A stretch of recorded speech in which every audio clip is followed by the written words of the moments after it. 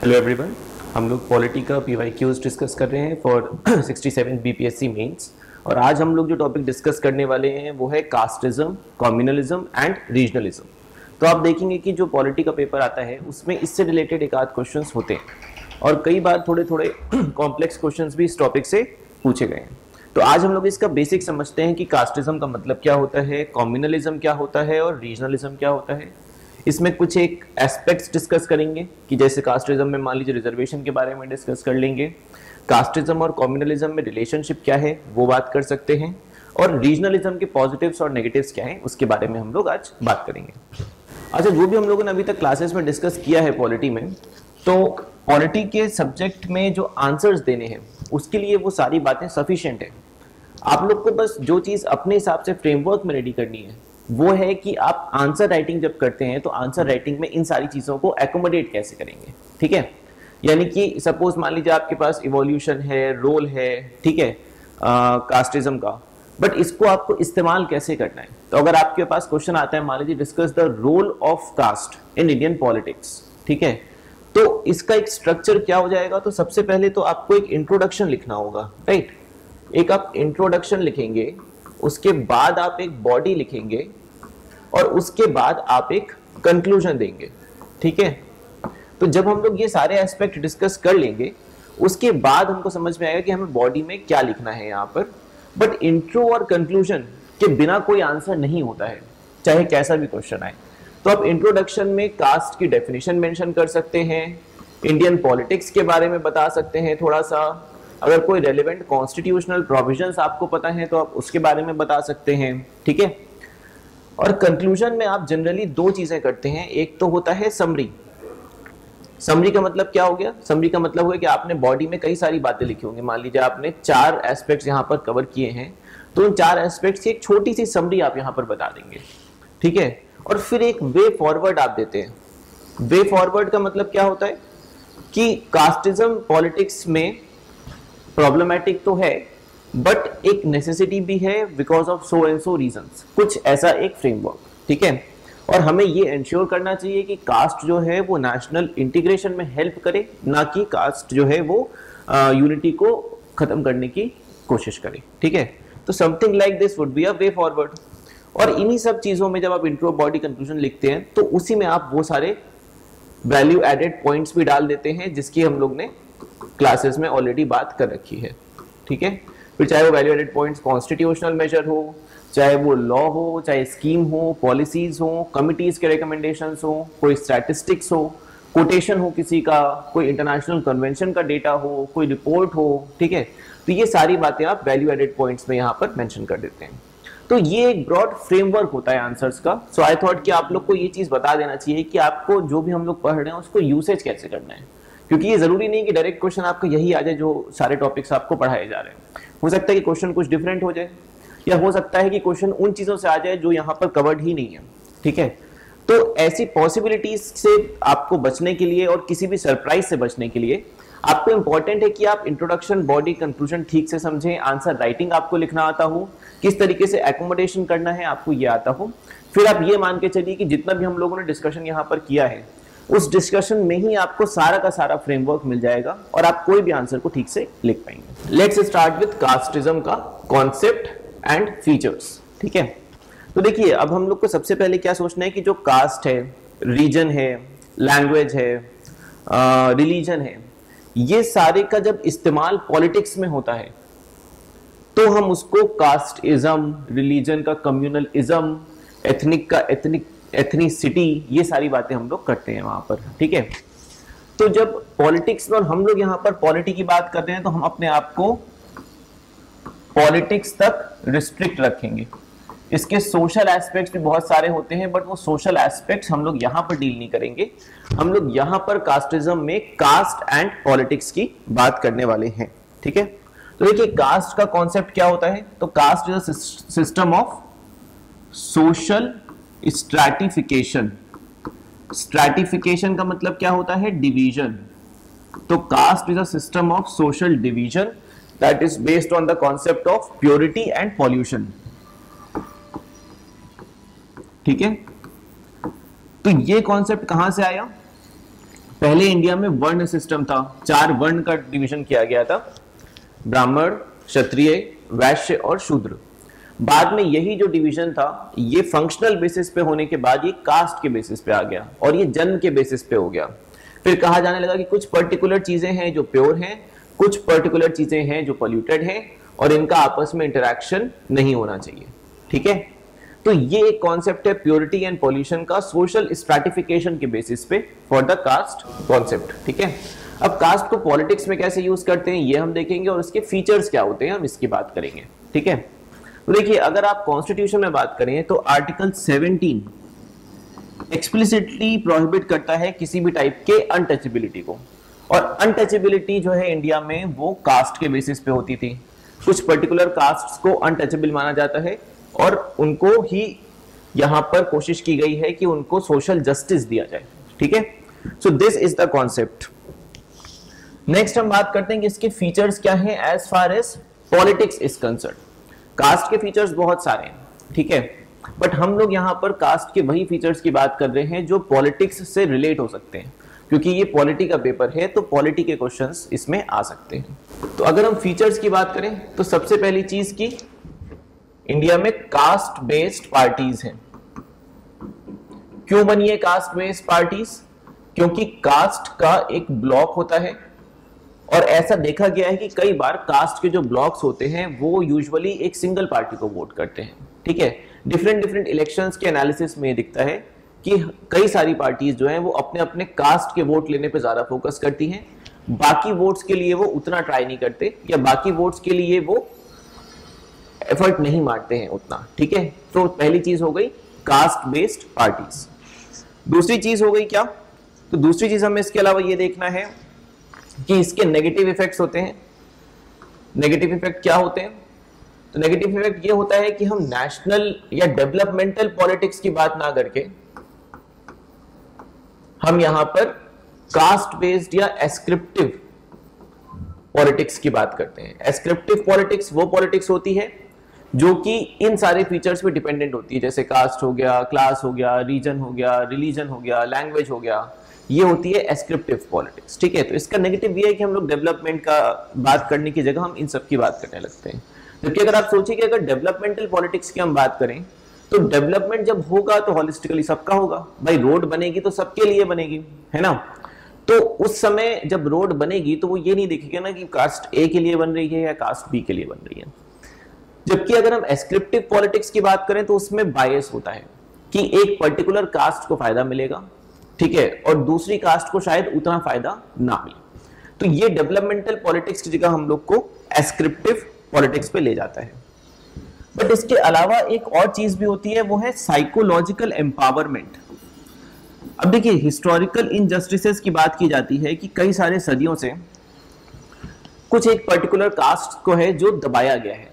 ठीक है, तो उन कास्ट में ऐसा कहा गया कि अंदर से एक भावना आ गई है कि वो दबे हुए हैं।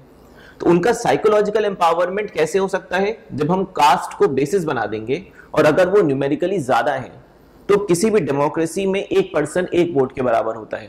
ठीक है, तो अगर नंबर ऑफ पीपल जो उस कास्ट को बिलोंग करते हैं वो ज्यादा है तो उनका नंबर ज्यादा होगा, यानी कि उनका रिप्रेजेंटेशन ज्यादा होगा, और रिप्रेजेंटेशन ज्यादा होगा तो उनको एक साइकोलॉजिकल एम्पावरमेंट मिलेगा कि हाँ उनके पास एक ब्लॉक है और वो एक पर्टिकुलर काम कर सकते हैं। ठीक है, तो ये होता है साइकोलॉजिकल एम्पावरमेंट, और इसके बेसिस पे ही कहते हैं कि डेवलपमेंट जो है वो सस्टेनेबल भी हो जाता है और हॉलिस्टिक भी हो जाता है, यानी कि समाज के हर वर्ग तक वो डेवलपमेंट जो है वो पहुंच जाता है। ठीक है, नेक्स्ट एक और फीचर है,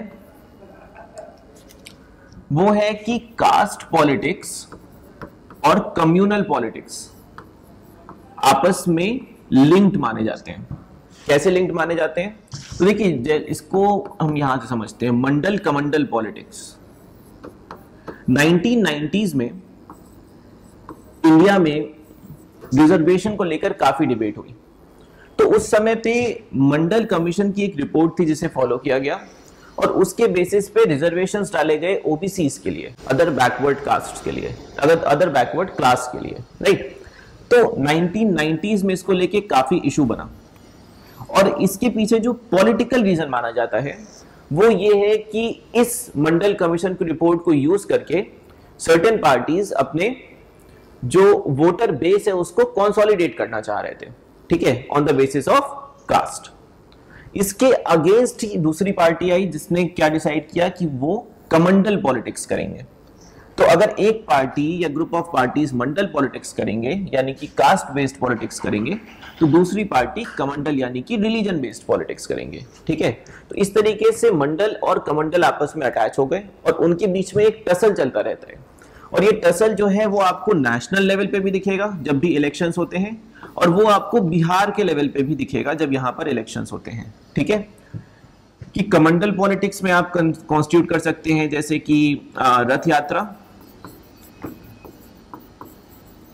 या फिर जो भी हमारा पोलराइजेशन हुआ, उस पोलराइजेशन का usage in elections to get the votes, that is the Mandal politics and Kamandal politics, ठीक है। बट इसके अलावा एक और फीचर हमें देखना है, वो लास्ट फीचर ये है कि this has helped in deepening of democracy. Deepening of democracy का मतलब क्या हुआ और कैसे डीपन हुई डेमोक्रेसी? तो देखिए इसका एक एग्जांपल देखते हैं। 1947 में इंडिया फ्री हुआ, ठीक है, और लगभग उसी के टाइम के 10 साल आगे पीछे के आसपास में देखें तो साउथ एशिया में बहुत सारे कंट्रीज फ्री हुए, फिर चाहे वो पाकिस्तान हो, फिर चाहे वो श्रीलंका हो, चाहे वो नेपाल हो, भूटान हो, ठीक है, चाइना हो, आप इन सभी कंट्रीज को यहाँ पर इंक्लूड कर सकते हैं। बट आप एक बड़ा कॉमन फीचर देखेंगे कि जहां पर भी डेमोक्रेसी आई वहां पर डेमोक्रेसी का ब्रेकडाउन भी हुआ है इन सब जगहों में। पाकिस्तान में आप देखेंगे तो मार्शल रूल लगा रहता है, ठीक है। नेपाल में अब जाकर डेमोक्रेसी आई, अभी तक वहां किंग्स रूल था। भूटान में भी सिमिलर था, वहां पे किंग्स रूल था। श्रीलंका में डेमोक्रेसी आई बट वहां पे बहुत सारे फ्लिप फ्लॉप्स होते रहे हमेशा, कभी एग्जीक्यूटिव प्रेसिडेंसी आ गई, कभी वहां पर एलटीटी का इतना बड़ा इशू हो गया कि कंट्री इफेक्टिवली 2 पार्ट्स में डिवाइडेड था, ठीक है। अगर आप चाइना को ले लें तो वहां पे कम्युनिस्ट अथॉरिटेरियन सिस्टम है, वहां पर भी डेमोक्रेसी नहीं है। तो देखिए इंडिया एक ऐसा कंट्री बचा in the third world countries जहां पे डेमोक्रेसी बची, और सिर्फ अगर 2 साल का समय छोड़ दिया जाए जो इमरजेंसी का 75 टू 77 का पीरियड था, तो इंडिया में हमेशा एक इफेक्टिव ट्रांजिशन ऑफ पावर हुआ है और एक इफेक्टिव डेमोक्रेसी रही है। डेवलपमेंट की बात अलग है, कभी ज्यादा हुआ कभी कम हुआ, बट हमारी डेमोक्रेसी हमेशा रही है यहाँ पर, ठीक है। तो उसका एक रीजन ये भी मानते हैं कि इंडिया में कास्ट पॉलिटिक्स होने की वजह से अलग अलग कास्ट अपने आप को असर्ट करना चाह रहे थे, और ये असर्शन की वजह से ही यहाँ पर वोटिंग रहती थी, हमेशा वोटिंग ज्यादा हुई, और वो voting translates into deepening of democracy, ठीक है। तो ये भी एक फीचर है कि इंडिया में डीपनिंग ऑफ डेमोक्रेसी के लिए भी casteism is one of the major factors, ठीक है। नेक्स्ट हम बात करते हैं कि इवोल्यूशन ऑफ कास्टिज्म, ठीक है। अब देखिए इवोल्यूशन ऑफ कास्टिज्म की अगर बात की जा रही है या फिर अगर हम और बातें करें इवोल्यूशन के बारे में, तो हमें पता है कि 4 वर्ण सिस्टम था इंडिया में, और ये 4 वर्ण सिस्टम जो है ये बहुत पहले से चल रहा है, तो इसमें कुछ नया नहीं है और ये कंटिन्यू होता आ रहा है, ठीक है। बट इसके बाद यहां पर ब्रिटिश इंडिया में इवोल्यूशन हुआ इसका। ब्रिटिश इंडिया में कास्ट बेस्ड पार्टीज भी बनी, और ब्रिटिश ने भी डिवाइड एंड रूल के सिस्टम को एंश्योर करके रखा। डिवाइड एंड रूल का मतलब क्या हुआ कि जो लोग हैं उनको अलग अलग बेसिस पे डिवाइड कर दो, और फिर किसी एक ग्रुप की लॉयल्टी अपनी तरफ ले लो या 2 ग्रुप की लॉयल्टी अपनी तरफ ले लो, और उसके बेसिस पे आप अच्छे से वहां पर रूल करो। तो यही वो करते थे ब्रिटिश, चाहे वो हिंदू मुस्लिम्स के बीच में हो, चाहे डिफरेंट कास्ट के लिए हो, चाहे डिफरेंट जो वहां पे प्रिंसली स्टेट्स हुआ करते थे उनके लिए होगी, कुछ प्रिंसली स्टेट्स उनकी तरफ रहते थे, ठीक है। 1857 की क्रांति के बारे में भी जब आपने पढ़ा होगा तो आपने देखा होगा कि वहां पर भी कुछ ऐसे प्रिंसली स्टेट्स थे जो ब्रिटिश के फेवर में थे और कुछ इंडिया के फेवर में थे, और वो लोग लड़ाई कर रहे थे। तो ये डिवाइड एंड रूल काफी कंसिस्टेंट पॉलिसी रही है ब्रिटिश की। इस तरीके से उन्होंने क्या किया कि डिफरेंट ऐसे पॉलिसीज बनाई गई जो कि किसी कास्ट को सपोर्ट करती थी और किसी को नहीं करती थी। सिमिलरली डिफरेंट पॉलिटिकल पार्टीज को भी वहां पर डिफरेंट कास्ट के बारे में ही जाना जाने लगा, डिफरेंट कास्ट के थ्रू, कि जो कास्ट उसमें डोमिनेंट रहती थी। जैसे बोलते थे कि कांग्रेस है या फिर हिंदू महासभा है, तो ये इनको कहा जाता था कि ये ब्राह्मण पार्टीज है। जबकि अगर आप डीके की बात करें तो इसको ओबीसी पार्टी माना जाता था, डीके जो आज डीएमके के फॉर्म में द्रविड़ मुन्नेत्र कज़गम है, वही द्रविड़ कज़गम थी उस समय पे, तो उसको ओबीसी पार्टी माना जाता था। या फिर जो अंबेडकर की पार्टी थी उनको शेड्यूल्ड कास्ट पार्टीज माना जाता था। ठीक है, तो पार्टीज में भी कास्ट असाइनमेंट कर दिया गया था कि ये पर्टिकुलर पार्टी इस कास्ट की है, और यही हेल्प किया in the evolution of caste consciousness. ठीक है, ये एक बात हो गई। अच्छा, इसके अलावा और हम लोग ने जब इवोल्यूशन समझा तो आफ्टर इंडिपेंडेंस क्या हुआ, तो अब देखिए इसको लेके थोड़ी डिबेट्स हैं, बट हम ये तो मान ही सकते हैं कि आफ्टर इंडिपेंडेंस हमने कास्टिज्म को इफेक्टिवली रिमूव नहीं किया है, हमने कास्ट को बेसिस ऑफ सोशल पॉलिसी बना दिया। इसका क्या मतलब हुआ, उस समय पे दो बातें कही जा रही थी। पहली बात कही जा रही थी कि भाई किसी भी तरीके की कास्टिज्म को कंप्लीटली रिमूव किया जाए, है ना, तो सभी को इक्वली ट्रीट किया जाए, सबको समान अधिकार दिए जाएं, समान एजुकेशन होगी, तो उसमें क्या होगा कि कुछ एक टाइम बाद जो कास्ट की कॉन्शियसनेस है वो खत्म हो जाएगी और लोग जो है वो सिर्फ मेरिट के बेसिस पे आगे बढ़ेंगे। ठीक है, बट इंडिया में हम लोग ने जो तरीका अपनाया है वो है बेसिस ऑफ सोशल पॉलिसी। यानी कि क्या मतलब हुआ कि हमने कास्ट को सोशल पॉलिसी से इंटीग्रेट कर दिया है। यानी कि जैसे रिजर्वेशन, तो रिजर्वेशन हमारे यहाँ कास्ट बेस्ड है, डेफिनेटली है। अब ईडब्ल्यूएस आने के बाद जो है वो क्लास का भी बेसिस आ गया है, बट अदरवाइज यहाँ पर क्लास कैटेगराइजेशन के बेसिस पे रिजर्वेशन है। यानी कि it is a means of social policy, है ना। तो इस टाइप की basis of social policy after independence आई है, और ये अभी तक ये सिस्टम इवॉल्व हो रहा है। अब जो करंट डिबेट्स चल रही हैं इसके बारे में, वो डिबेट्स ये चल रही हैं कि जो भी हम लोग ने परसेंटेज अलॉट किया है, क्या वो परसेंटेज सही है, क्या उसको बढ़ाना चाहिए या उसको घटाना चाहिए या इसको कांस्टेंट रखना चाहिए। इसके लिए बात हो रही है आजकल कास्ट सेंसस की, कि जो कास्ट का प्रपोर्शन है पॉपुलेशन में उसी प्रपोर्शन में रिजर्वेशंस भी दिए जाएं। ठीक है, ये हमारा जो है डिस्कशन हो गया for the evolution of caste. Next हम बात करते हैं रोल। तो कास्ट का रोल क्या हो जाता है इसकी हम लोग डिस्कशन करते हैं। अब देखिए, हम लोग ने जब फीचर्स की डिस्कशन किए तो हमने यही डिस्कशंस किए थे बेसिकली कि कास्ट के कुछ नेगेटिव्स भी होते हैं जो हमने डिस्कस कर लिए, और कास्ट के कुछ पॉजिटिव्स भी होते हैं जैसे डीपनिंग ऑफ डेमोक्रेसी जो हमने डिस्कस कर लिए। ठीक है, तो अगर आपके पास रोल का क्वेश्चन आता है या फीचर्स का क्वेश्चन आता है तो आप इसको यहीं पर ऐसे मेंशन कर देंगे। ठीक है, जितने भी हम लोग ने पॉइंट यहाँ पर फीचर्स में डिस्कस किए। इसके अलावा एक और पॉइंट जो हमें डिस्कस करना है वो है ट्रांजिशन पॉइंट। ट्रांजिशन का मतलब होता है बदलाव।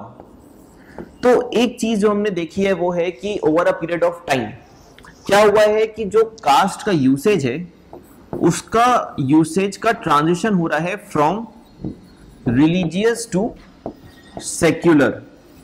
अब इसका मतलब क्या हुआ, रिलीजियस टू सेक्युलर का मतलब कि पहले जनरली जो कास्ट की चीजें दिखती थी कि ये पर्टिकुलर कास्ट ये कर सकता है, ये नहीं कर सकता है, ये हमको रिलीजियस स्फीयर में दिखता था। जैसे कि कोई अगर लोअर कास्ट है तो वो पूजा नहीं कर सकते मंदिर में जाके, या फिर फ्लॉगिंग होती थी कई बार, या फिर वो घोड़े पे बैठ के अपनी शादी में नहीं जा सकते। ठीक है, ये होता अभी भी है, कई जगहों पर होता है, बट इसका लेवल थोड़ा सा कम हो गया है।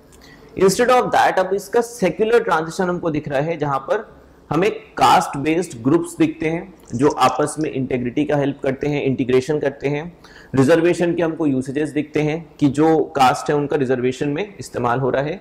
तो basically the terminology of caste and the usage of caste is transitioning from religious to secular in a manner. और जहां तक आप इसको अर्बन एरियाज में या फिर शहरों में देखेंगे तो शहरों में आपको secular activity as compare to religious activity बहुत ज्यादा दिखेगी। यहाँ पर वैसा सेग्रीगेशन हो ही नहीं सकता जैसा कि गांव में होता है कि पर्टिकुलर कास्ट के लोग अलग अलग जगहों पे रहते हो। इस टाइप के कई गांवों में रहता है आज भी ये सिस्टम। शहरों में इसकी पॉसिबिलिटी बहुत कम होती है।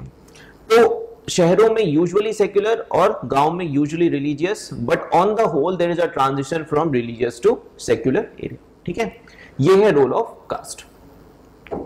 अब हम लोग बात कर लेते हैं रिजर्वेशन पे, रिजर्वेशन डिबेट। देखिए, वैसे तो रिजर्वेशन की डिबेट बहुत लंबी है और इस पे कितने ही सालों से कितने ही स्कॉलर्स, कितने ही पॉलिटिकल पार्टीज, इन सब ने आपस में डिस्कशंस किए हैं। बट आज हम लोग शॉर्ट में एक डिस्कशन करेंगे कि अगर रिजर्वेशन पे क्वेश्चन आ जाए या फिर ये पूछा जाए कि रिजर्वेशन के अलावा और क्या क्या किया जा सकता है for the upliftment of the caste that are perceived to be lower caste, तो हम उस पर क्या क्या आंसर करेंगे, ठीक है। तो देखिए रिजर्वेशन के बारे में कॉन्स्टिट्यूशन में कौन से आर्टिकल्स में बोला गया है, इक्वालिटी के अंडर है, ठीक है। आर्टिकल 14 to 16 के बीच में इसका मेंशन है, ठीक है। और जब हम किसी ऐसे क्लास को प्रमोट करने की कोशिश करते हैं या कुछ प्रिविलेज देते हैं जिनको दबा के रखा गया है, तो उसको हम बोलते हैं अफर्मेटिव एक्शन, ठीक है। इसके लिए जो टर्म है वो है affirmative action. Affirmative action policies में क्या होता है, तो हम लोग ने जैसा डिस्कस किया कि जिस पर्टिकुलर क्लास को या कास्ट को थोड़ा दबा के रखा गया हो उसको हम एक्स्ट्रा सपोर्ट देते हैं ताकि जो एक्चुअल इक्वालिटी है वो आ पाए और जो starting point of a race है वो सबके लिए सेम हो पाए, ठीक है। यानी कि अगर मान लीजिए 12th के बाद सबको सेम लेवल ऑफ एजुकेशन मिला हुआ है, ठीक है, तो वहां से हम शुरुआत करें और फिर कॉलेज में जाते जाते सबको सेम लेवल ऑफ एजुकेशन मिलेगा। बट अभी के टाइम पे क्या होता है कि 12th के लेवल पे जो एजुकेशन लोगों को मिलती है उसमें बहुत ज्यादा वेरिएशन होता है। कोई बहुत अच्छे स्कूल से पढ़ा है, कोई कम अच्छे स्कूल से पढ़ा है और कोई बहुत खराब स्कूल से पढ़ा है, तो उनका लर्निंग लेवल और एजुकेशन लेवल और जो उनका माइंड डेवलपमेंट है वो सेम लेवल पे नहीं होता, ठीक है। इसलिए डिफरेंट डिफरेंट फैक्टर्स को कंसिडर करते हुए, चाहे वो हिस्टोरिकल इनजस्टिस हो, चाहे वो कुछ और रीजंस हो, ठीक है, उन सबके बेसिस पे रिजर्वेशन जो है उसको देने का प्लान होता है, ठीक है, जो भी पॉलिसीज बनाई जाती हैं। अब देखिए पहली चीज की, अब रिजर्वेशन अगर हम लोग डिस्कस कर लें तो इंडिया में किस तरीके से होता है, तो 50% रिजर्वेशन जो है उसमें से डिवीजन होता है for scheduled caste, scheduled tribes and other backward classes, ठीक है।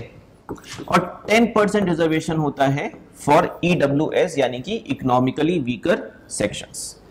इसके अलावा इसको हम बोलते हैं वर्टिकल रिजर्वेशन। वर्टिकल मतलब आपके पास 100 रुपए थे, 100 में से 50 रुपए आपने यहां दे दिए और 10 रुपए आपने यहां दे दिए, ये हो गया वर्टिकल रिजर्वेशन। बट इसी के अंडर हर एक में, इन दोनों में ही होता है हॉरिजॉन्टल रिजर्वेशन।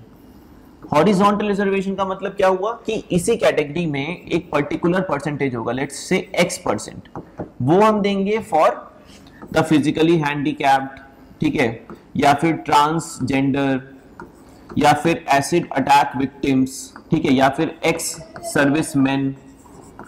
इस टाइप के रिजर्वेशंस भी हम प्रोवाइड करते हैं, वो इसमें भी होगा और वो परसेंटेज इसमें भी होगा, ठीक है।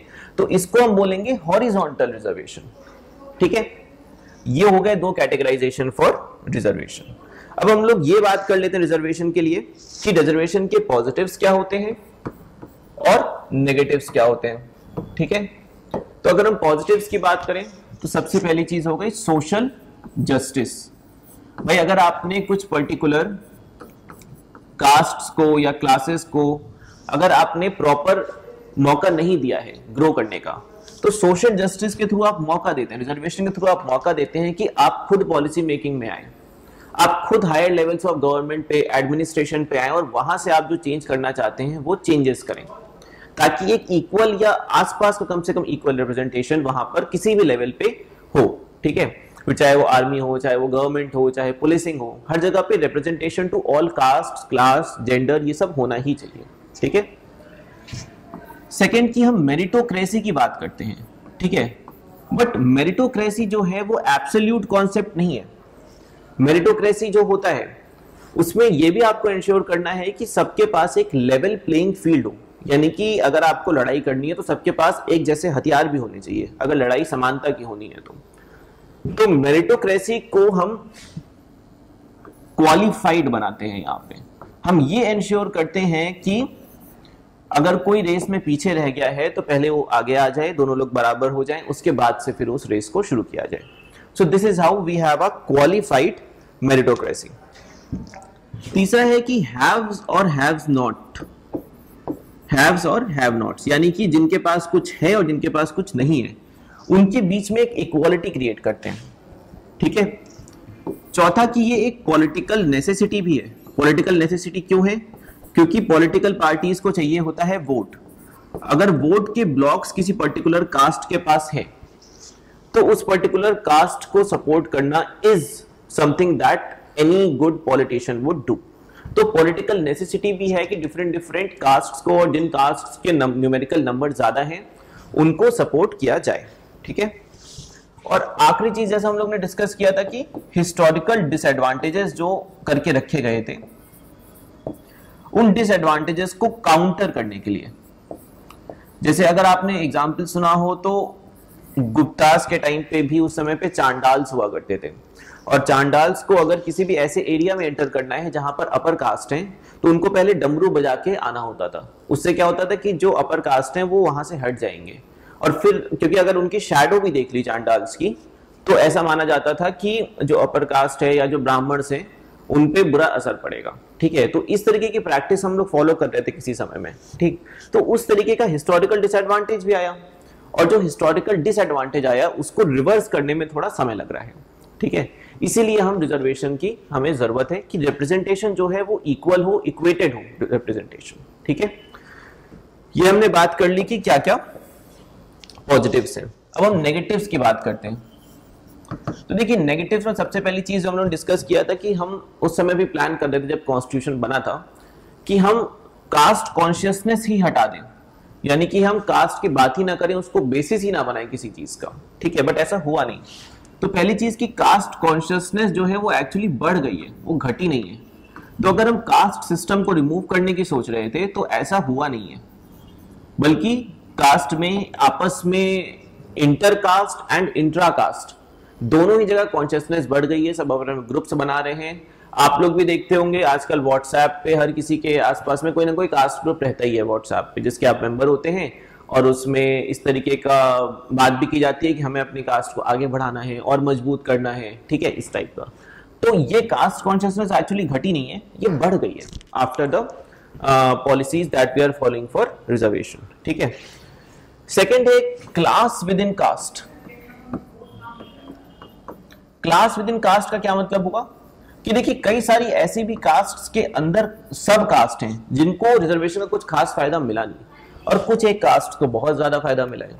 तो कई लोग जो अगेंस्ट रिजर्वेशन है वो इस बारे में डिबेट करते हैं कि अगर एक ही पर्टिकुलर फैमिली के लोग, वो फैमिली फिर उनका जो नेक्स्ट जनरेशन आया, फिर उनका जो नेक्स्ट जनरेशन आया, हर कोई उसी चीज को यूज कर रहा है, और सपोज वो टॉप लेवल ऑफ एडमिनिस्ट्रेशन में पहुंचते हैं, तो कहां तक ये जस्टिफाइड है कि उनको मिले और उन्हीं की कास्ट में बाकी लोगों को जिनको रिजर्वेशन मिल सकता है उनको ना मिले, ठीक है।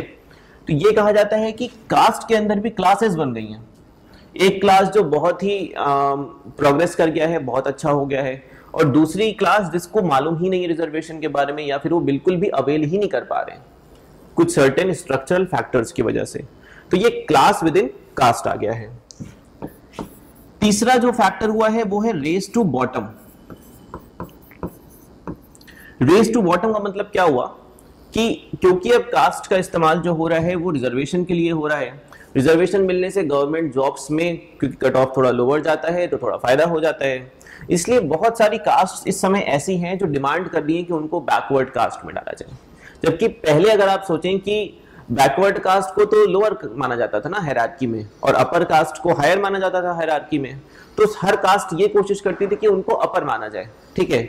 अब जो है कुछ एक कास्ट की कोशिश है कि उनको लोअर कास्ट माना जाए। क्यों माना जाए? क्योंकि उनको वहां पर रिजर्वेशन मिल सकता है, और रिजर्वेशन मिल जाएगा तो उनके लिए बेटर अपॉर्चुनिटीज हो सकती हैं for the higher education and for the jobs, ठीक है। और चौथी चीज की एफिशिएंसी का फैक्टर भी हम लोग को देखना होगा कि कोई भी एक गवर्नमेंट डिपार्टमेंट है या कोई भी हायर एजुकेशन इंस्टीट्यूशन है, तो क्या उसकी एफिशिएंसी रिजर्वेशन देने से अफेक्ट हो रही है। इस पे भी डबल व्यूज है। कुछ लोग का कहना है कि एफिशिएंसी को हम मेजर ही नहीं कर सकते, और एफिशिएंसी हम सिर्फ टेक्निकल टर्म से मेजर नहीं कर सकते। एक सोशल एफिशिएंसी भी तो हुई क्योंकि रिजर्वेशन की वजह से बहुत लोग को रिप्रेजेंटेशन मिला। बट दूसरे लोग का ये कहना है कि अगर आप किसी गवर्नमेंट इंस्टीट्यूशन जो कि लेट्स से टेक्निकल इंस्टीट्यूशन उसकी बात कर रहे हो, तो फिर उनकी परफॉर्मेंस आप जज करते हो उनके टेक्निकल परफॉर्मेंस के बेसिस पे, ना कि उनके सोशल परफॉर्मेंस के बेसिस पे। तो इसलिए एफिशिएंसी अफेक्ट होती है, और ये हमको ध्यान रखना चाहिए। लास्ट चीज की इसका पॉलिटिकल मिसयूज होता है रिजर्वेशन का।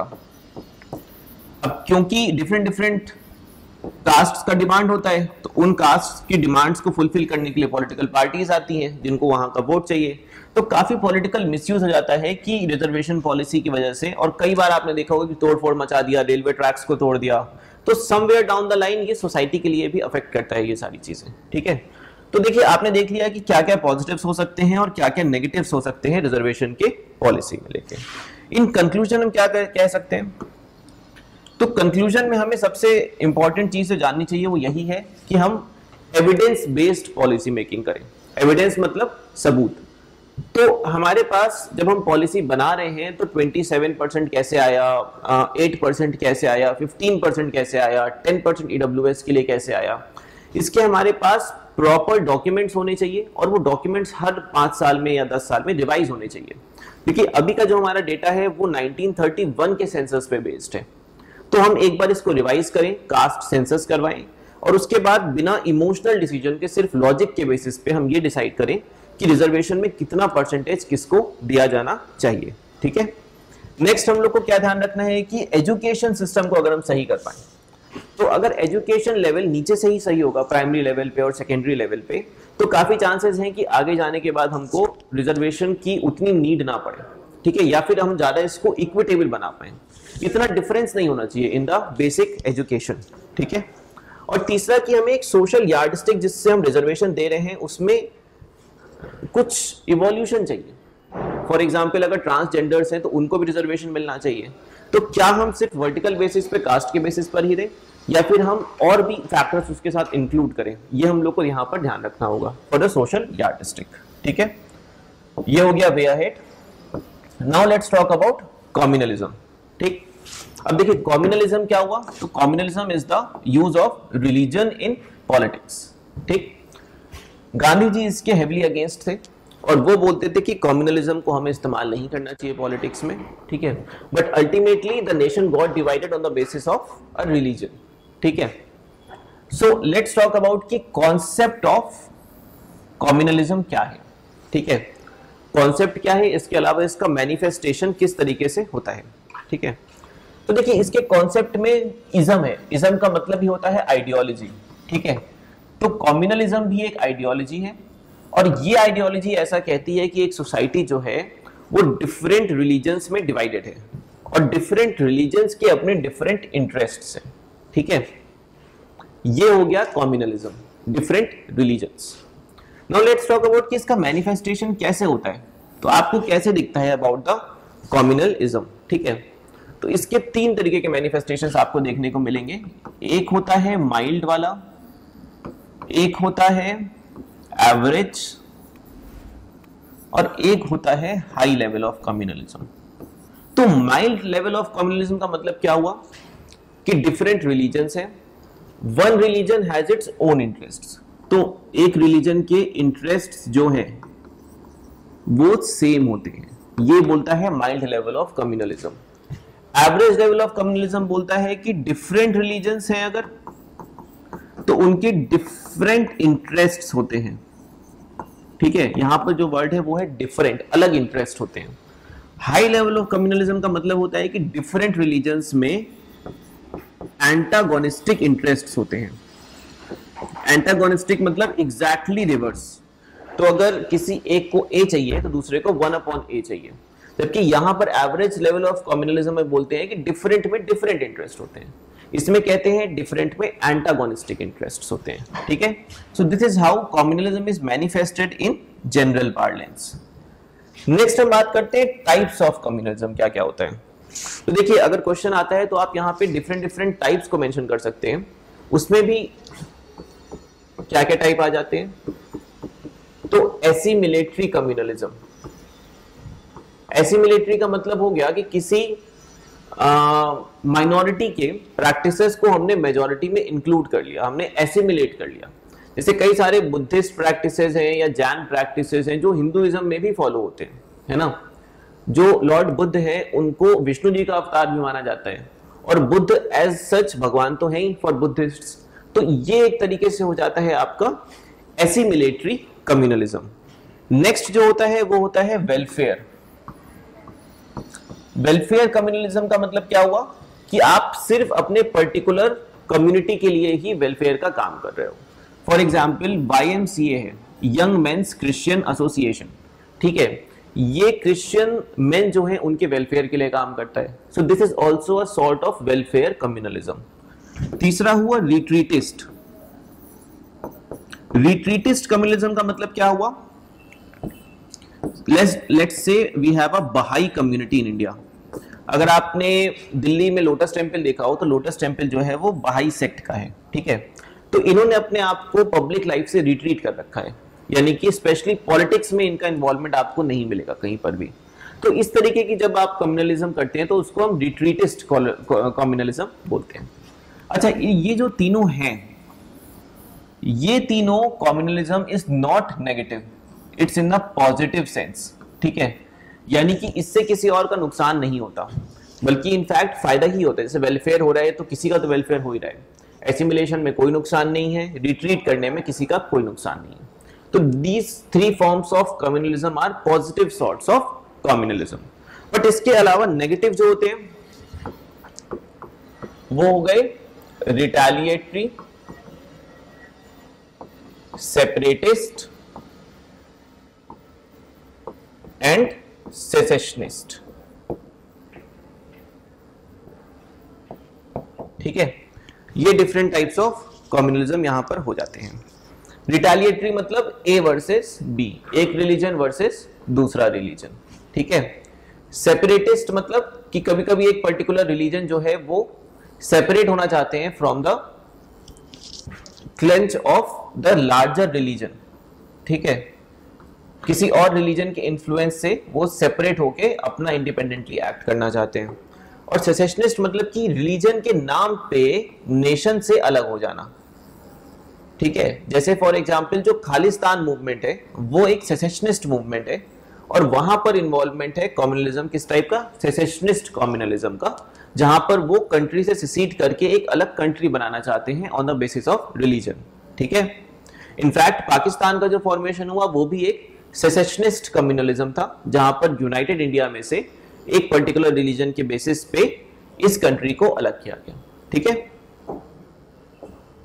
Now let's talk about the evolution. तो we have already discussed, let's talk about the evolution of communalism will discuss in brief, थोड़ा सा और जितना हम लोगों ने डिस्कस किया था उसके अलावा आप एक चीज और ध्यान रखेंगे, ब्रिटिश इंडिया के टाइम पे कम्युनलिज्म काफी प्रोमिनेंट हुआ, बिकॉज उन्होंने क्या फॉलो किया जो हम लोग ने डिस्कस किया था कास्ट में भी, वो है डिवाइड एंड रूल पॉलिसी, ठीक है। और जब उन्होंने डिवाइड एंड रूल किया तो उन्होंने हिंदूज को मुस्लिम्स के अगेंस्ट कर दिया, जिसका काफी बड़ा असर पड़ा कम्युनलिज्म पे। इसके अलावा यहां पे क्या है कि कई बार जो सोशल डिस्टिंक्शन है या इकोनॉमिक डिस्टिंक्शंस हैं वो भी आपके कम्युनल डिस्टिंक्शन से मैच कर गए। जैसे कई जगहों पे ऐसा था कि हिंदू लैंडलॉर्ड थे, मुस्लिम पेजेंट्स थे, या फिर मुस्लिम लैंडलॉर्ड्स थे, हिंदू पेजेंट्स थे। तो इन सारे केसेस में ये सारी चीजों को ऊपर से कम्युनल एक्टिविटी ने या एंगल ने ऐड कर दिया। जैसे मोपिला रिवोल्ट्स 1921। अब मोपिला रिवोल्ट 1921 में जो हुआ था, वहां पर जो मुस्लिम पेजेंट्स थे उन्होंने हिंदू लैंडलॉर्ड्स के अगेंस्ट वहां पर रिवोल्ट कर दिया था। तो it was a communal right, but at the same time इसका एक सोशियो इकोनॉमिक इंप्लीकेशन भी था कि ये लोग जो रिवोल्ट कर रहे थे वो पेजेंट्स थे, और जिनके अगेंस्ट रिवोल्ट हो रहा था वो लैंडलॉर्ड थे। तो वैसे भी पेजेंट्स ऑल ओवर इंडिया ही अफेक्टेड थे अपने लैंडलॉर्ड से, बट यहां पर because of the nature of the demography ये एक कम्युनल राइट भी बन गया, ठीक है। तो दिस वाज द इवोल्यूशन। जो हमारी लीडरशिप थी उनको भी कहीं ना कहीं फॉल्ट लेना पड़ेगा कि वो लीडरशिप इफेक्टिवली एक्ट नहीं कर पाई to unite the different religions, जिस वजह से 1940 से 47 के बीच में बहुत ज्यादा कम्युनल इश्यूज भी हुए, और उन कम्युनल इश्यूज की वजह से फाइनली ये पार्टीशन भी हुआ, ठीक है। So this was the evolution. Next हम लोग मेजर्स की बात करते हैं कि अगर कम्युनलिज्म है तो उसके अगेंस्ट क्या क्या मेजर्स लेने की हमको जरूरत है। तो मेजर्स हम बात जब भी करेंगे तो हम बात करेंगे शॉर्ट टर्म में और लॉन्ग टर्म में, ठीक है। तो शॉर्ट में क्या क्या मेजर्स लिए जा सकते हैं? तो देखिए, जब हम शॉर्ट की बात करेंगे तो पीस कमिटीज बनानी चाहिए जो डिफरेंट रिलीजन्स के बारे में आपस में बात करें, डिफरेंट जो भी गुरुज हैं उनसे बात करें जाके, पीस कमिटीज, ठीक है। नेक्स्ट हम कर सकते हैं कि हमें मीडिया को कंस्ट्रेन करना होगा। जिस तरीके का आजकल का हमारा मीडिया हो गया है तो उनका ये एक तरीके से काम हो गया है, जो मेन स्ट्रीम टीवी मीडिया है, कि वो सुबह से रात तक सिर्फ हिंदू मुस्लिम में ही दिखाते रहते हैं, यानी कि they are basically promoting communalism. तो we'll have to restrain the media. इसके अलावा जो पॉपुलर कल्चर है, कल्चर का मतलब हो गया आपका मीडिया, इसके अलावा मूवीज, ठीक है, थिएटर, तो यहां पर भी हम लोग को ऐसी प्रैक्टिसेस प्रमोट करनी होगी कि हम वहां पर सेक्युलरिज्म, जो कि प्रियम्बल का पार्ट है, कॉन्स्टिट्यूशन का बेसिक स्ट्रक्चर है, उसको हम ठीक से प्रमोट कर सकें। तो ये सारे शॉर्ट टर्म मेजर्स हैं जो हमें करने की जरूरत है to counter communalism. In the long term what do we have to do? Long term में हमको डी कम्युनलाइजेशन करना है। क्या करना है? डी कम्युनलाइजेशन, यानी कि गवर्नेंस के लेवल पे, सोसाइटी के लेवल पे हमको इंश्योर करना है कि कम्युनल थॉट्स ना डेवलप हो और उसका काउंटर किया जा सके, यानी कि हम किसी भी पर्सन को डी रेडिकलाइज कर सकें अगर उनके दिमाग में बहुत ज्यादा चीजें अबाउट कम्युनल चीजें आ गई हैं तो, ठीक है। इसके लिए हम लोग को मॉनिटर करने की भी जरूरत है कि कौन सा कंटेंट डिलीवर किया जा रहा है, चाहे वो व्हाट्सएप के थ्रू हो, चाहे वो सोशल मीडिया के थ्रू हो, चाहे वो बुक्स के थ्रू हो, ठीक है। So decommunalization is the long term measure. Next चीज है कि हम लोग को जो हिस्ट्री हम पढ़ाते हैं वो हमें डिस्टॉर्टेड नहीं पढ़ानी चाहिए। हिस्ट्री को हमेशा हमें साइंटिफिक लाइंस पे क्लियरली पढ़ाना चाहिए, ठीक है। ये अलग मैटर है कि जब हिस्ट्री में इंटरप्रिटेशंस होते हैं तो वहां पे डिफरेंसेस आते हैं, but we have to ensure कि हम हिस्ट्री एक ऑब्जेक्टिव साइंटिफिक तरीके से पढ़ाएं और उसका इन्फ्लुएंस प्रेजेंट में कितना हो रहा है उसको हम लोग एक तरीके से मॉडिफाई एंश्योर करके रखें कि उसका नेगेटिव इफेक्ट ना आए, ठीक है। So what has happened in past should stay in the past, but we should know the history properly, ठीक है। अब इस पे हम लोग एक दो कमिटीज की बात कर लेते हैं। तो एक रंगनाथ मिश्रा कमेटी बनी थी और दूसरी सच्चर कमेटी बनी थी। तो रंगनाथ मिश्रा कमेटी और सच्चर कमेटी ने क्या क्या रिकमेंडेशंस दिए थे about the development of the minorities in religion, ठीक है। तो देखिए डिफरेंट कमिटीज के डिफरेंट रिकमेंडेशंस थे। अगर रंगनाथ कमेटी की बात करेंगे तो उन्होंने क्या कहा? उन्होंने कहा रिजर्वेशन के लिए। कैसा रिजर्वेशन उन्होंने बोला? उन्होंने कहा कि एक काम कीजिए, आप अराउंड 15% रिजर्वेशन रिलीजियस माइनॉरिटीज को दे दीजिए, जिसमें से मुस्लिम्स, सिख्स, क्रिश्चियंस वगैरह सबके लिए रहेगा, ठीक है। और अगर आप ऐसा नहीं कर सकते तो अदरवाइज आप जो ओबीसी कोटा देते हैं उस ओबीसी कोटा में एक प्रोविजन जो है वो रिलीजियस माइनॉरिटीज के लिए भी होना चाहिए, ठीक है। सच्चर कमेटी ने कहा कि एम्प्लॉयमेंट का शेयर जो है स्पेसिफिकली फॉर मुस्लिम्स, उन्होंने कहा था कि एम्प्लॉयमेंट का शेयर इन गवर्नमेंट इसको बढ़ाना चाहिए। इससे क्या होगा कि बेटर रिप्रेजेंटेशन आएगा, because as of now the representation of Muslims is not in proportion of their population. Second उन्होंने जो बात की कि जो मदरसा की डिग्रीज हैं उनको आप रिकॉग्नाइज करिए फॉर हायर एजुकेशन, ठीक है। तो ब्रॉडली उन्होंने ये दो रिकमेंडेशंस दिए थे। तो ये आपने देख लिया कि क्या क्या मेजर्स हम लोग को लेने की जरूरत है और क्या क्या डिफरेंट कमिटीज का मेंशन है। तो आप इन सबको इंक्लूड करके एक प्रॉपर होलिस्टिक आंसर बना सकते हैं, ठीक है। Now let's go to the third thing, वो है रीजनलिज्म, ठीक है। अब रीजनलिज्म एक लास्ट पॉइंट है जिसपे हम लोग को डिस्कस करना है कि रीजनलिज्म क्या होता है और इसके टाइप्स क्या हैं, गवर्नमेंट की पॉलिसीज क्या हैं और फाइनली इसका प्रेजेंट स्टेटस रीजनलिज्म का क्या है, ठीक है। तो रीजनलिज्म का कॉन्सेप्ट का मतलब होता है कि एक कंटिगुअस यानी कि कंटिन्यूअस एरिया, ठीक है, और वो कंटिन्यूअस एरिया बाकी एरिया से थोड़ा सा डिफरेंट है फिजिकली भी और कल्चरली भी, तो उसको हम लोग बोलेंगे रीजनलिज्म, अगर हम उसके रिलेटेड आइडियोलॉजी को फॉलो कर रहे हैं। इज्म मतलब आइडियोलॉजी। तो ये हो गया उसका कॉन्सेप्ट, ठीक है। अब बेसिकली इंडिया इतना डाइवर्स कंट्री है कि यहाँ पे रीजनलिज्म तो होना ही है। डिफरेंट लैंग्वेजेस हैं, कल्चर्स हैं, कास्ट है, रिलीजन है, सब कुछ डिफरेंट है, इतनी लैंग्वेजेस हैं, तो यहाँ पे रीजनलिज्म तो रहेगा ही कॉन्सेप्ट में, ठीक है। अब हम लोग को इसमें क्या चीज देखनी है कि इसके कॉजेस क्या हो गए। तो अगर हम लोग कॉजेस की बात करें कि रीजनलिज्म के कॉन्सेप्ट्स का कॉजेस क्या हुआ, तो एक तो हिस्टोरिकल ही हो गया, भाई इतने सारी डाइवर्सिटी है, इतने सारे वेरिएशंस हैं, तो डेफिनेटली यहाँ पर हिस्टोरिकल बेसिस ऑफ रीजनलिज्म तो रहेगा ही। और ये 1920s में 30s में बहुत बारी डिस्कशंस हुए, जिस टाइम पे इंडियन नेशनल मूवमेंट भी चल रहा था, और वहां पे भी यही चीज समझ में आई कि भाई हिस्टोरिकल डिफरेंसेस होने की वजह से रीजनल एस्पिरेशंस तो डिफरेंट रहेंगी ही। ठीक है, एक और बेसिस है वो है कि let's say we have this द्राविडिस्तान का कॉन्सेप्ट। ठीक है, तो द्राविडिस्तान के कॉन्सेप्ट का जो बेसिस है वो है कि आर्यंस के आने के पहले जो ओरिजिनल इनहैबिटेंट्स थे वो द्राविड़ थे। तो यहाँ पर ये रीजनल डिस्टिंक्शन आता है कि यहाँ एक पर्टिकुलर पॉइंट के नीचे से जो है वो ओरिजिनल इनहैबिटेंट्स हैं, और वहां के ऊपर जो इंडिया में रहते हैं वो आर्यंस हैं या फिर वो इन्वेडर्स हैं। ठीक है, still Aryan theory of invasion is debated, but यहाँ पर ये कॉन्सेप्ट है अंडरस्टैंडिंग के लिए फॉर रीजनलिज्म। ठीक है, सेकेंड है सोशल। तो देखिए कई बार क्या किया गया है कि पर्टिकुलर कास्ट डोमिनेंस है, लैंग्वेज डोमिनेंस है या रिलीजन डोमिनेंस है, उसको रीजनलिज्म के गार्ब में प्रेजेंट किया गया है।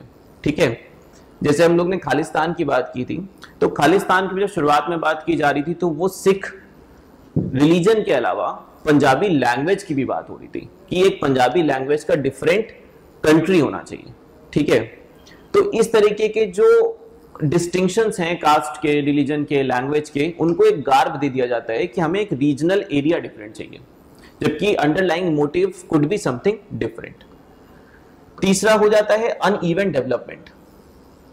जैसा कि आपने देखा कि ऑलरेडी जो इंडिया में लास्ट 3 या 4 डिविजन्स हुए हैं स्टेट्स के, वो डिविजन्स इसी बेसिस पर हुए हैं, चाहे वो उत्तराखंड हो, चाहे वो झारखंड हो, चाहे वो छत्तीसगढ़ हो और चाहे वो तेलंगाना हो, सब जगह पे अनइवन डेवलपमेंट की बात हुई थी, इसलिए वहां पर डिविजन्स हो गए। सो this is also a cause of the regionalism. एक और जो रीजन हुआ वो है ज्योग्राफिकल बेसिस। तो ज्योग्राफिकल बेसिस यूजुअली इस्तेमाल हुआ है नॉर्थ ईस्ट में, जहां पे पहले आसाम बहुत ही ज्यादा बड़ा था, बट उतने बड़े आसाम को एक साथ गवर्न करना पॉसिबल नहीं था, इसलिए वहां पर डिफरेंट डिविजन्स किए गए। तो चाहे वो अरुणाचल प्रदेश हो, मिजोरम हो, मेघालय हो, ठीक है, ये सारे ही रीजन्स ज्योग्राफिकली काफी बड़े और काफी डाइवर्स से रीजन्स हैं। तो नॉर्थ ईस्ट में कनेक्टिविटी की भी थोड़ी सी दिक्कत है, तो इसलिए कनेक्ट करके पूरे को एक साथ गवर्न करना काफी मुश्किल है, इसलिए वहां पर रीजनलिज्म का कॉन्सेप्ट आया। ठीक है, next we'll talk about the types of regionalism. ठीक है, तो अब रीजनलिज्म में भी कुछ अलग अलग टाइप्स होते हैं। किस टाइप के होते हैं? इसमें सेपरेट स्टेटहुड की डिमांड हो सकती है, और ये आपका रिलेट होगा कुछ कुछ जो हम लोग ने कम्युनलिज्म में पढ़ा उससे। और क्यों रिलेट होगा? क्योंकि कई बार कम्युनल डिमांड्स को हम रीजनल फॉर्म में प्रेजेंट करते हैं। स्टेटहुड की डिमांड हो सकती है, सेसेशन की डिमांड भी हो सकती है। ठीक है, again we'll have the same example. इसमें पंजाब है स्टेटहुड और सेसेशन में खालिस्तान है। तो ये डिफरेंट टाइप का आपका रीजनलिज्म हो गया। और एक और हो सकता है वो है कि ग्रेटर स्टेटहुड के पहले ग्रेटर ऑटोनॉमी। तो यहाँ पे वो कुछ ज्यादा सेपरेट स्टेट वगैरह नहीं मांग रहे, बट वो ये मांग रहे हैं कि उनके पास चीजों को गवर्न करने की और डिसाइड करने की ज्यादा ऑटोनॉमी होनी चाहिए। फॉर एग्जांपल तमिलनाडु हो गया, केरला हो गया, ठीक है, ज्यादा autonomy upon the things that they have to decide. ठीक है, नाउ लेट्स टॉक अबाउट कि गवर्नमेंट की पॉलिसीज क्या है। तो अगर कोई भी रीजनलिज्म की डिमांड गवर्नमेंट ऑफ इंडिया के पास आती है तो उसका रिस्पॉन्स कैसे किया जाता है। ठीक है, हम सिर्फ पॉलिसीज के टर्म्स में यानी कि स्कीम्स की बात नहीं कर रहे, हम ये कह रहे हैं कि गवर्नमेंट की अप्रोच क्या होती है यहाँ पे। तो गवर्नमेंट कहती है कि हम जो भी करेंगे वो कॉन्स्टिट्यूशन के फ्रेमवर्क में करेंगे, कॉन्स्टिट्यूशन के बाहर नहीं करेंगे। फिर चाहे वो नागा डील हो, चाहे वो बोडो डील हो, चाहे वो कोई भी और डिफरेंट डील्स हो। ठीक है, दूसरी चीज कि यू हैव टू एंश्योर जो भी सेपरेटिस्ट ग्रुप है कि आप फोर्स का इस्तेमाल नहीं करोगे। गवर्नमेंट का कहना है कि अगर आप फोर्स यूज करोगे तो उस केस में we'll also use the proportionate और इवन मोर फोर्स। ठीक है, अगर आप इसको प्रेजेंट करोगे इन द फॉर्म ऑफ कुछ कल्चरल डिमांड या लिंग्विस्टिक डिमांड तो गवर्नमेंट ज्यादा फेवरेबल है सुनने के लिए। बट अगर इसको प्रेजेंट किया जाए एज अ सब नेशनलिस्ट डिमांड या फिर ऐसी डिमांड जिसको फुलफिल करने से बहुत गलत प्रेसिडेंट्स बन सकते हैं, तो government will not be very enthusiastic for it. और फाइनली एक और चीज कि गवर्नमेंट की कोशिश क्या रहती है? डिवॉल्यूशन। तो जहां पर भी ऐसे इश्यूज आ रही हैं, गवर्नमेंट कोशिश करती है कि सबसे पहले उनको इकोनॉमिक पैकेज दिया जाए, थोड़ा उनको ज्यादा एडमिनिस्ट्रेटिव इन्वॉल्वमेंट दिया जाए। ठीक है, उसके बाद ही सोच कंसिडर किया जाता है कि रीजनलिज्म मतलब कि उसको डिवाइड कर दिया जाए या फिर कुछ अलग पार्ट उसको प्रोवाइड कर दिया जाए। यही सेम आप देखोगे ये फ्रेमवर्क बोडो डिस्प्यूट में भी अभी यही चल रहा है कि उनको ज्यादा एडमिनिस्ट्रेटिव पावर दी गई है और ज्यादा इकोनॉमिक डिवोल्यूशन दिया गया है। ठीक है, so this is how the government responds. Last will talk about the present status of regionalism. तो देखिए प्रेजेंट स्टेटस ऑफ रीजनलिज्म की जब हम बात करते हैं तो वील सी की काफी सारे चेंजेस आ गए बिकॉज ऑफ ग्लोबलाइजेशन या फिर डेवलपमेंट। तो अब क्या हो रहा है कि गवर्नमेंट स्पेसिफिकली उन एरियाज पे फोकस कर रही है जिन एरियाज में पहले प्रॉपर डेवलपमेंट नहीं हुआ था। तो इसके लिए डिफरेंट स्कीम्स भी चलाई जाती हैं, इसके लिए एस्पिरेशनल डिस्ट्रिक्ट्स प्रोग्राम भी चल रहा है। ठीक है, तो वो सारे डिस्ट्रिक्ट जो थोड़े से पहले से पीछे रह गए उन सबके प्रमोशन की यहाँ पर बात होती है। ठीक है, नेक्स्ट क्या हुआ, तो नेक्स्ट हम यहाँ पर कोऑपरेटिव फेडरलिज्म फॉलो कर रहे हैं इंडिया में। कोऑपरेटिव का मतलब जैसे जीएसटी हो गया या नीति आयोग हो गया, ये सब टूल्स हैं कोऑपरेटिव फेडरलिज्म के जहां पे सेंटर और स्टेट्स आपस में मिलकर काम कर रहे हैं।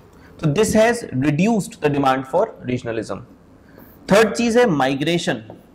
तो जब माइग्रेशन होता है तो लोग एक स्टेट से दूसरे स्टेट में मूव करते हैं, और जब वो मूव करते हैं तो सिर्फ लोगों का मूवमेंट नहीं होता है, आइडियाज का मूवमेंट भी होता है from one side to other side या other side to one side.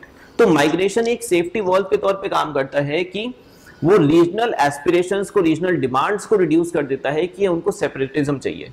लोग माइग्रेशन करके जाते हैं और दूसरी जगह आपस में बस जाते हैं, तो बहुत सारे लोग इधर से उधर तक मूवमेंट करते रहते हैं। ठीक है, और चौथी चीज हो गई कि इंटरडिपेंडेंस बहुत हो गया है। किसी पर्टिकुलर चीज की इंडस्ट्री कहीं और है, किसी की चीज की कहीं और है, कोई सर्विसेज कहीं और है। ठीक है, तो इस इंटरडिपेंडेंस की वजह से अब रीजनलिज्म की डिमांड्स थी वो कुछ हद तक रिड्यूस कर गई। एक हम लोग लास्ट चीज और देख लेते हैं, वो होते हैं कि पॉजिटिव्स ऑफ रीजनलिज्म क्या है और नेगेटिव्स ऑफ रीजनलिज्म क्या है। ठीक है, तो जब हम पॉजिटिव्स ऑफ रीजनलिज्म की बात करेंगे तो सबसे पहला है कि कल्चरल आइडेंटिटी प्रिजर्व होती है। ठीक है, डिफरेंट रीजन्स की डिफरेंट आइडेंटिटीज होती हैं और उन आइडेंटिटीज को प्रिजर्व करने के लिए regionalism is a good factor. दूसरा होता है सोशियो इकोनॉमिक डेवलपमेंट, जो होता है वो फास्ट हो जाता है थोड़ा। क्यों? Again because of subsidiarity principle. जब रीजनलिज्म आता है, जो हम लोगों ने पहले से डिस्कस किया था कि जिस लेवल पे, अब जितना नीचे से नीचे के लेवल पे आप सरकार से डील कर पाए उतना ज्यादा अच्छा होता है। तो socio economic development relatively faster हो जाता है जब रीजनल एस्पिरेशंस होती हैं उस तरीके से। ठीक है, थर्ड जो हम लोग बात करेंगे वो है कि एडमिनिस्ट्रेटिव कन्वीनियंस भी रहता है थोड़ा। ठीक है, definitely because the government is closer to the person who is to be governed. ठीक है, और चौथी चीज होती है कि एक लिंक मिलता है, link between regional aspiration and national interest. जरूरी नहीं है कि आपस में एंटागोनिस्टिक हो, वो आपस में कॉम्प्लीमेंट्री भी हो सकते हैं, रीजनल एंड नेशनल एस्पिरेशंस। तो उनके बीच में एक लिंक क्रिएट हो जाता है बिकॉज ऑफ रीजनलिज्म। ठीक है, नेक्स्ट हम लोग बात करते हैं कि बट इसकी वजह से नेगेटिव्स क्या आ सकते हैं। तो हम लोग ने ऑलरेडी बात की कि सेसेशनिज्म भी हो सकता है, यानी कि सिक्योरिटी इश्यूज यहाँ पर आ जाते हैं कई बार, क्योंकि रीजनल एस्पिरेशंस में कब वो हाथ से बाहर निकल जाए, कब वहां पर वायलेंस बहुत ज्यादा होना पड़े, ये सारी चीजें गेस करना थोड़ा मुश्किल हो जाता है। इसलिए यहाँ पर ये कई बार सिक्योरिटी इश्यूज का प्रॉब्लम आ सकता है, और सिक्योरिटी इशू आएगा तो डेवलपमेंट भी हैम्पर होगा ही होगा। फिर कोई भी इंडस्ट्री ऐसी जगहों पे नहीं आना चाहती जहां पर तोड़फोड़ लगातार होती रहती हो, तो वो डेवलपमेंट को हैम्पर तो फॉर श्योर करेगा। ठीक है, नेक्स्ट होता है कि वोट बैंक पॉलिटिक्स डेवलप होती है, और ये वोट बैंक पॉलिटिक्स भी कहीं ना कहीं इसी से रिलेटेड होती है और डिट्रीमेंटल होती है for the development of the region as a whole. Complete अगर आपको डेवलपमेंट चाहिए तो आपको पीस भी चाहिए होती है, और आपको जरूरी होता है कि जो पॉलिटिकल पार्टीज हैं वो रिस्पॉन्सिबली बिहेव करें। बट वोट बैंक पॉलिटिक्स की वजह से, वोट लेने की वजह से वो लोग रीजनल एस्पिरेशंस को यूटिलाइज करते हैं और कई बार उसका मिसयूज किया जाता है। ठीक है, तो दिस इज अ थ्रेट।